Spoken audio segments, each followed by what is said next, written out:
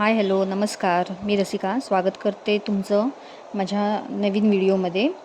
हा व्हिडिओ भाऊबीजेचा आहे।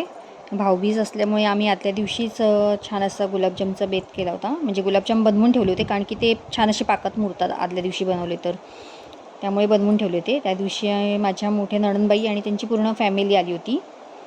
आम्ही छान अशी भाऊबीज साजरी केली त्यांच्याबरोबर, तुम्ही बघालच पुढे।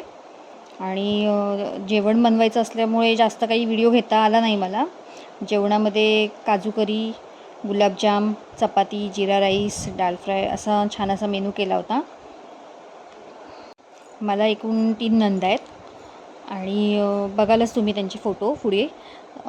दुसऱ्या 2 नंदा आहेत त्या नंतर आल्या होत्या भाऊबीज झाल्यावर, त्यांचे काही व्हिडिओ घेता आले नाही मला। आणि इथे मुलं एकमेकांची मस्करी करायचं चाललं होतं त्यांचं, की ही माझी छोटी मुलगी आहे, तिने केस मोकळी सोडली होती ना, त्यामुळे तिचा चेहरा काही नीट दिसतच नव्हता। मग तिला सर्वजण सांगत होते, अगं ती तुझे केसच येतात फक्त, चेहरा दिसतच नाही आहे। त्यामुळे तिला हसायला येत होतं।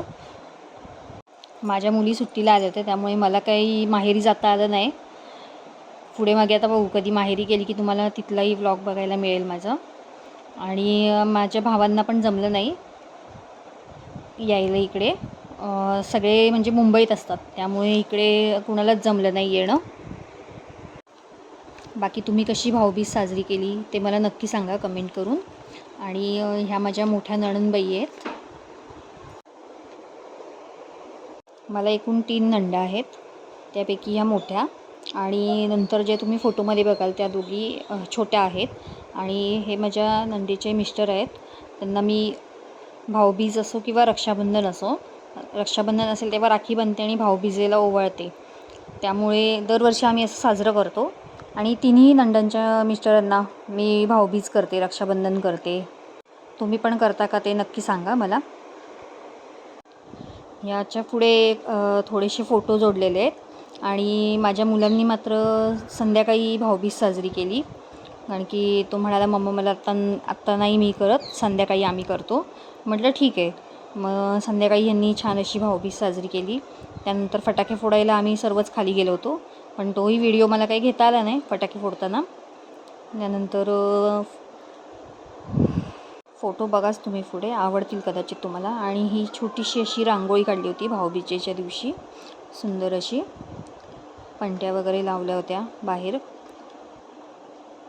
आणि इथे ह्या माझ्या 2 नंदा आहेत, ज्या की नंतर आल्या होत्या। त्या आल्यावर जरा माझी मुलगी आजारी होती मोठी, त्यामुळे मला काही व्हिडिओ घेता आला नाही।